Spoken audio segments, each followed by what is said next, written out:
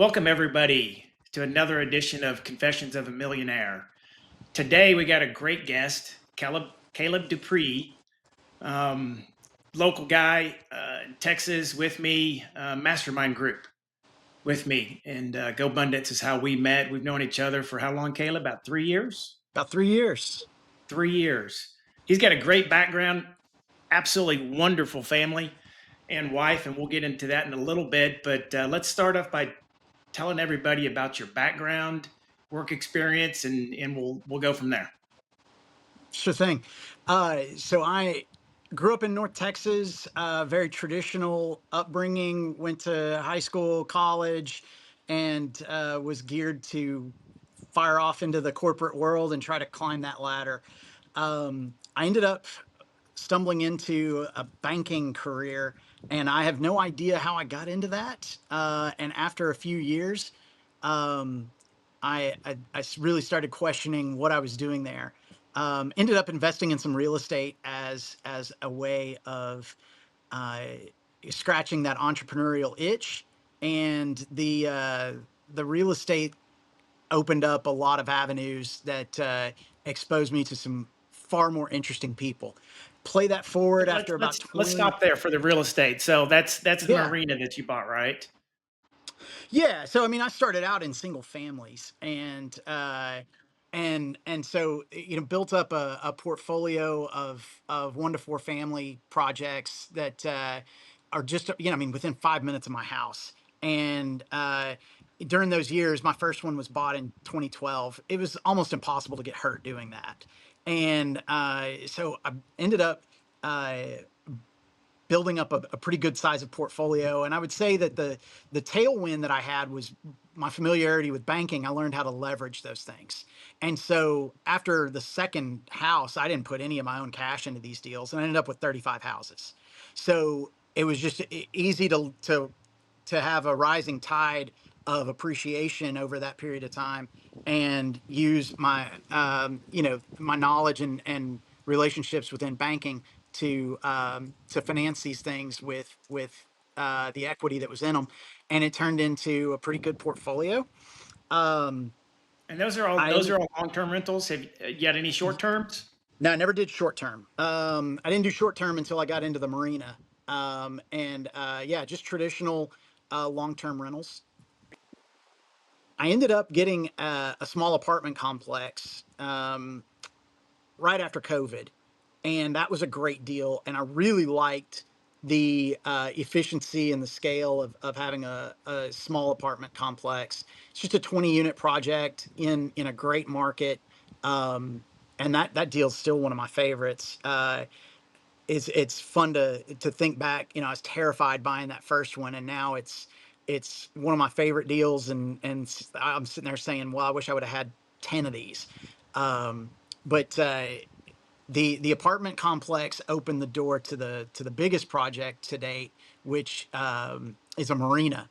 And that that asset came to me through kind of a non-traditional means. I was getting a haircut one day, and the girl cutting my hair tells me that her landlord is trying to sell the property that they live in.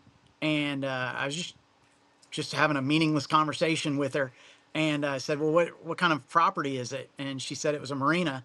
And that that conversation was happening at about 10:30 in the morning, and about 2 o'clock that afternoon, I was sitting in front of the seller trying to make that thing happen. So Isn't that crazy? I mean, it's just you never know who you're talking to.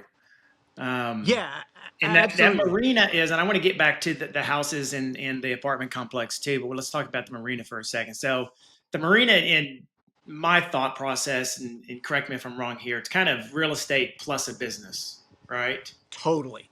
Okay, so kind of tell me what's going on there. So it's a real estate play. Tell me about how you borrowed money and how you purchased it, and if there's any seller financing, and then tell me about the operations of the business as well. Yeah. So it is definitely an operating business, way more than I was anticipating or prepared for.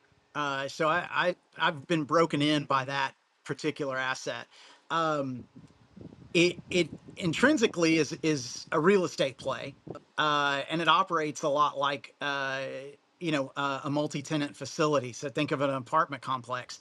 The problem is there's this hospitality component that came with it that made it far more complex than just uh, your regular old residential real estate. So the clientele is really looking for a luxury experience, even though my marina may not be luxurious, since it's an older facility and it's out in the elements, and a lot of fishermen out there. It doesn't may not feel luxurious when you walk around, but that's their expectation. Is this is my disposable income. I'm coming out here to use my leisure time where I want to, and so there's an expectation from the customers, a high expectation of hospitality. So you've also got a staff that you're going to have, and then the maintenance in that environment is pretty intensive as well. So I definitely acquired an operating business, um, and that's been my most challenging endeavor so far, as far as an asset that I've acquired. The There, obviously, when you ever take over a business, there's a bunch of stuff that you don't know, right? So, what were a For couple sure. of the hurdles you had to jump over post acquisition that you really didn't prepare yourself for, kind of caught you off guard? Yeah, I wish in hindsight that I would have done a lot more research on the asset class before I jumped into it. Uh, Marinas is far more of a technical line of business than I was prepared for. One thing that I think I might have saved myself from was not understanding the capex required. I had an inspection, but it was more informal. It was with a local guy that did work at other marinas, and he came out and did an inspection and a walkthrough with us, and he just kind of gave us a high level, hey, I think this is a good looking asset, good looking marina, it's got good bones, you're going to be fine. And what I didn't do is have a paid engineer to go out there and actually pull up the deck boards to look underneath the surface and see what was going on. If I'd paid an expert to do that, I would have been able to negotiate a $500,000 repair bill prior to acquiring the marina, versus just footing the whole thing myself after I bought it. So definitely took some pain there by just not understanding um, the the physical plant needs of that kind of a facility. Um, and so yeah, I mean, I didn't know enough getting into it, which if I had known enough, I probably wouldn't have bought it. And I'm not sure that would have been the right answer either. So it's sort of a deal where, yeah, I kick myself on the things that I missed, but I also go, yeah, but you wouldn't have done it if you hadn't been, and I kind of like where I am right now. So I don't want to begrudge too much of it. Let's go back to how scary that first house purchase was. Yep. And can you make some similarities to the marina that, if you know what you didn't know or knew what you did know or whatever, would you have bought that first house? Very much similar to would you bought the marina if you knew everything that was wrong with it, right? So kind of tell me a little bit about that first house and what you went into and the mistakes you made there, and a little bit of butterflies in the stomach sort of purchase. So talk to me about that for a second. For sure. Yeah. I mean, so the first house was a little 3 bedroom, 1.5 bath house, 1,100 square feet.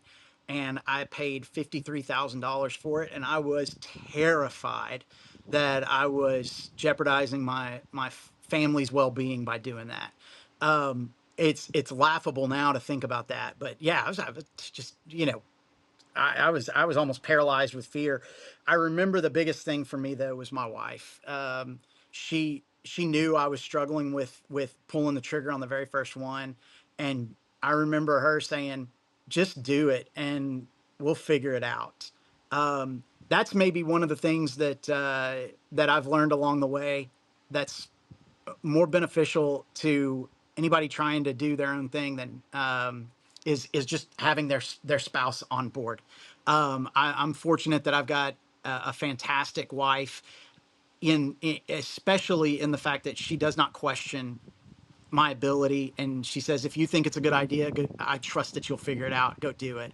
And I've heard other far more accomplished people, billionaires, say the same thing, that the most important member of your team is your wife, and that's definitely been true in my regard. So she was behind me on that one, and she's been behind me on every acquisition since then, and it's very much been a situation where I've said, hey, if I've got to wait till all the lights are green, I'll never push the gas. So go ahead and buy it, and whenever I figure out what needs to be done, I'll have to address it at that time. So yeah, I jumped in there on the very first rent house and did it. And in hindsight, it feels like almost a rounding error. Um, and so when I bought the marina, it's been terrifying, and had moments where I've just questioned myself everywhere along the way. But I can also see a path where these things will feel like rounding errors someday as well. And the nice thing is just to have a great support system, and have a wife that says, hey, The wife, I feel like I got the exact same experience with mine. Very supportive because it is nerve wracking going out there and buying stuff. So that yeah, first house you bought for 53 grand in 12 2012. and 12, and we're in 25 now. So 13 years later, what is that thing worth? 250? I sold it the other day for 200. Uh, and I sold it and figured out a way to sell or finance it.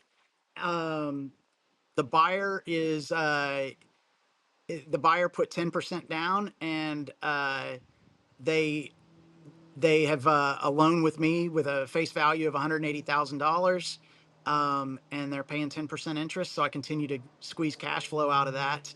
Uh, and what's really great about it is I still have debt on that property with the bank. So one of the cool things about having relationships from my days in banking is I was able to talk to the bank's attorney and troubleshoot this and say, here's what I want to try to accomplish. And he structured a way of allowing me to substitute the collateral, and instead of a first lien deed of trust as the bank's security, it's now a note receivable that they hold, and almost turned into an arbitrage play. And so really cool how, like, I mentioned all that just to say, like I had no idea how I was going to figure that out, but just learning, hey, just jump in there. You probably come up with some kind of solution. Has really allowed me to do some neat stuff along the way. So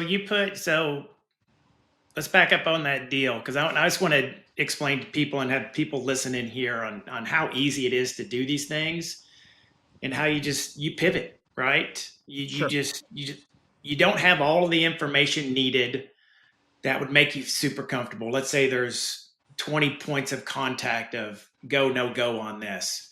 And as soon as you got 13 or 14 green, you go. You don't wait for those other 6 or 7 because you will never make a deal. And all the deals I've done, and I'm assuming all the deals you've done, I've never got all 20 of them to be green ever. Right. Right. So if I'm waiting for the perfect deal, I wouldn't have any. Right. So what was the down payment you had on that first one? So you borrowed money, 53,000. You put 10 grand down, I think so. It was something like 10 grand. Yeah. 10 Biggest grand check I'd down. ever written So type thing. you've turned that 10 grand into, you got a $180,000 instrument at 10% that is producing $18,000 a year in income. Just from the interest only, if that's the way we were going off an initial investment of Sure. 10 grand. And now you have an annuity spitting out 15, $20,000 of interest a year. I mean, that's great. And then you said you've added 35 other doors or 35 other properties, Yep. 35 other 30, doors. 30, 35 units. Okay. Yeah. So let's talk about the apartment complex because I always think that in deals in real estate and buying small businesses, I feel like the bigger ones are easier to do, right? It's I think they're just cleaner, right? But you would think that they're scarier, but in my opinion, they're not. Buying $1 million business, I think, is scarier because maybe it's not as clean versus the $10 million deal that, like, oh my God, I'm borrowing $9 million, but it's less risk, right? So I think as you get bigger in the asset, it is scarier because it's a bigger note, but at the same time, I think they're cleaner. So what do you think of that? So I have yet to buy my $10 million company. I look forward to being able to answer that from experience. But um, I will tell you that the apartment complex has been easier, and a lot of that is just from the you have more diversified income stream. So you take a setback or a loss somewhere, it's rarely fatal because you've got other channels of income that are propping you up. And then the other thing is you can't do it all alone. So that apartment complex, that one, I count that separate from all the 35 single families. So that's in addition to the 35 single families. Um, that apartment complex, I've got an employee that does everything for me because it is bigger than what I can just layer on to all those single families. And whenever I was forced to do that, it really made it really made it to where I focused more on the processes and systems rather than just muscling through it myself. And so I would agree. The bigger deal certainly has things that make it a lot easier. Uh, the marina might feel that way had I not made as many mistakes on the front end of it. That one has not felt easy, but that's okay. I'll get it there. Yeah, but a little bit of risk diversity there though too, right? And For I'm just going sure. to throw out some numbers and correct me if I'm wrong here because I want to tell people how quickly you can scale things, right? So you started off with a $53,000 purchase, sold it for 200,000. You've acquired 35 other single families along the way. I'm going to make the assumption they're all worth 200 grand. Yeah, Okay. Okay. So can we do the math on that? That's $7 million worth in assets, right? absolutely. And that's not even including the apartment complex or the marina. Correct. So, wow, how fast you've scaled from that first purchase of $53,000 property 13 years ago. And just on the single family side, you've amassed $7 million worth of assets. And Yeah, that was your part-time job, totally. I did all right? that while So you working a did you W did two all this job. stuff on the side, Correct. right? And so, Correct. and I know because we're friends, I know you've done an exit from the bank. You did that 6 months ago or so. Yeah. So walk me through that process of like, okay, I've got some comfort at home that I'm cash flowing some of these real estate things, and man, I feel like my calling is into small business acquisition or growing my real estate portfolio or something like that. Walk me through the mental process of exiting that W-2. You're not getting that check anymore. You're looking at the bank account on Fridays. It's not there, right?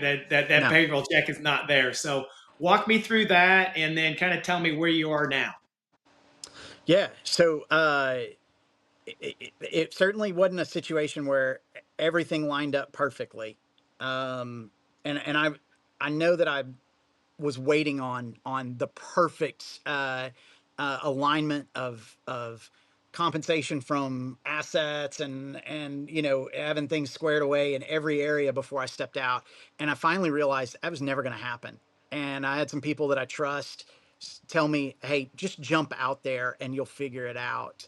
Quit worrying about it." And so again, I went to my support system and talked to my wife, and she said, "Just do it. Just go ahead and leave. It's time, and let's see what'll happen." So um, I had a couple of cash windfalls come in that I knew were in the works, and they were from real estate.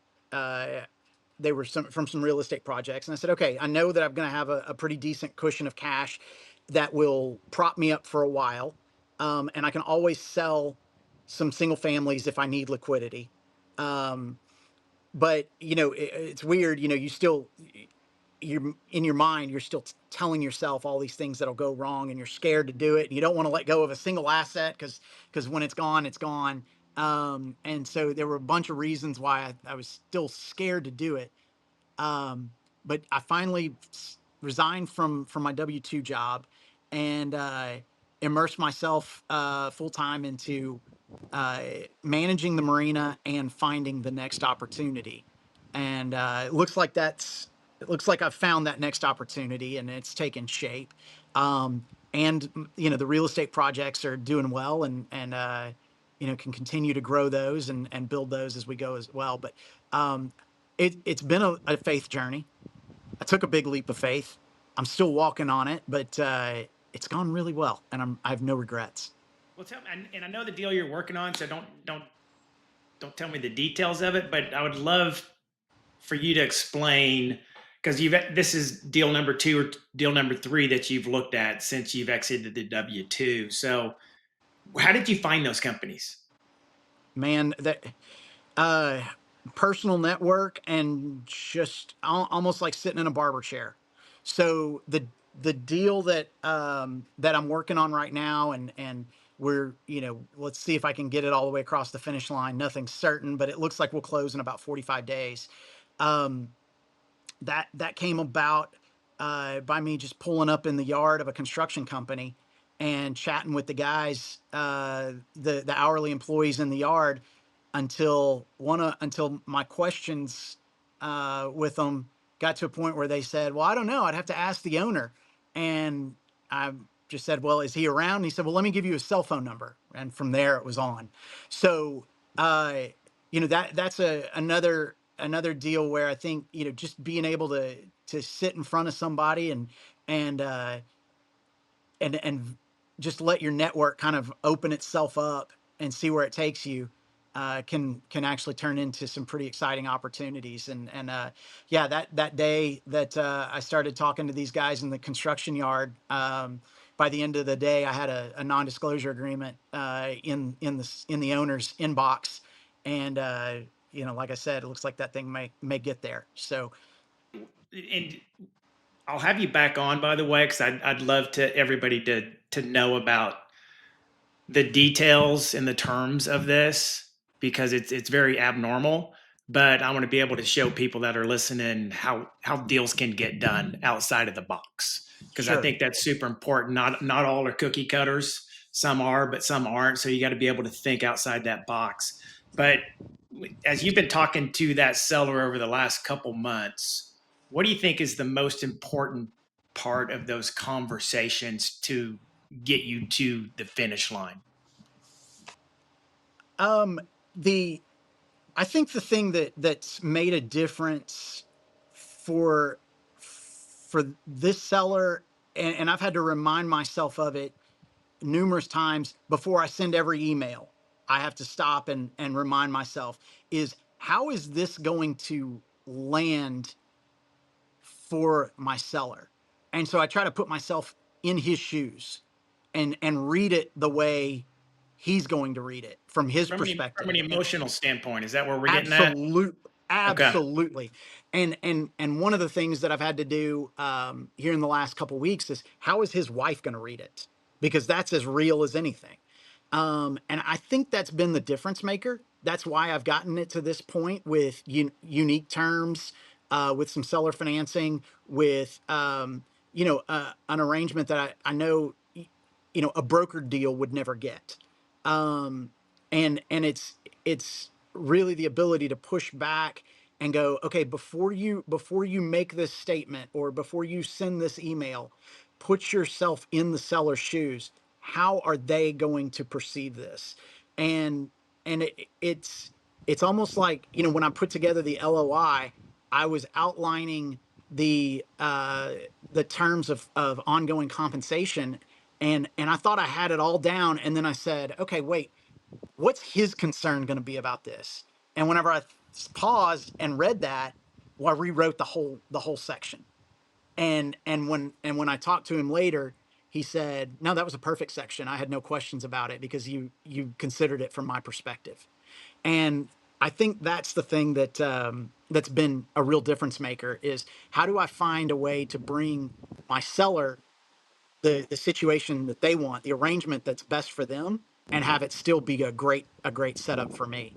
Yeah, no, that's super great advice, and I completely agree. It's, you know what, the seller doesn't care about what you want at the end of the day, not at all. But Yeah, you as the buyer need to get what you want, right? But right. how do you mesh those two, right? So without a doubt, highly emotional from the seller standpoint. This is their Very. baby, especially for an older couple that is getting ready to retire and things like that. Highly emotional. So bravo, without a doubt. So few things, and to summarize what we talked about today is first real estate, and then the marina, uh, in the apartment complex. Is, man, you didn't have green lights on all of this sort of stuff, but you went with the best information you had at hand, and then you just dove in the deep end and go figure out the other few things, right? And then the scalability of starting off with a $53,000 asset and then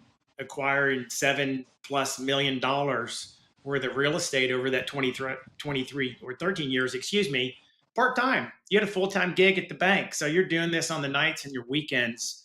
And then finally, that emotional jump with the family support from the wife is super important to leave that W-2 and seeing huge, um, huge wins behind your back going forward.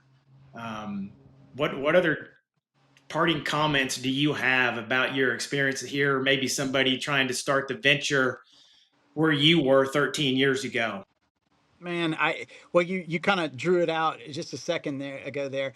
I heard a long time ago, you don't get rich between 8 and 5. You get rich between 5 and 8, and that's stuck with me, and certainly been been it's held true for me. Every All the progress I've made has been me being willing to do it in the hours that are after that job, until I got to the point where I just quit my job and did that full time. Um, so there's no question that it just takes grit, and one of the things, I'll always be proud of this. Uh, I owned a 20 unit apartment complex, and was pulling up there with tools in the back of my Toyota Prius to go do work in the apartments. And so, just there's nothing saying that you've got to have the biggest shiniest new truck to go and do this stuff. You can roll up humbly in a used Prius, um, until you get to the point where you're ready to make those little enhancements. But One um, more quick question before we wrap up, because I think this is super important too, is that especially now with the marina, and then buying this other business here in the next 45 days, tell me about your network, your mastermind group, and seeking out other people's experiences and thought processes around this versus just doing it yourself. For sure. Yeah, I think the real rocket fuel has come in the last 3 years. Whenever I met you and some of the other guys in the Go Abundance Network, and I remember joining that because I felt like I had nobody I could talk to in my social circle, um, about the problems that I had, and uh, my problems are a lot different than the people I went to high school with, or the people that I worked with, and there's no way I could talk to them about it. And so I definitely made a commitment to being in the room with people that are where I want to be, and I wanted to be the least accomplished, most ignorant person in that room. And so I worked hard to find the right mastermind for me to be a part of. Um, the one that I'm in may not be the one for everybody, but it's been a great fit for me, and it has really helped me uh, take some bigger leaps going forward than I would have without them. And so my life looks a lot different today than it did 3 years ago. And so much of that is attributable just to me being in a room full of people that are doing things differently than where I was before. Spectacular. Well, we're going to wrap this up here, Caleb. I mean, wonderful information. And there you got it, guys and girls. And confessions of another millionaire, of how he got started and where he is now, and we're expecting a lot from Caleb going forward. Thanks for your time.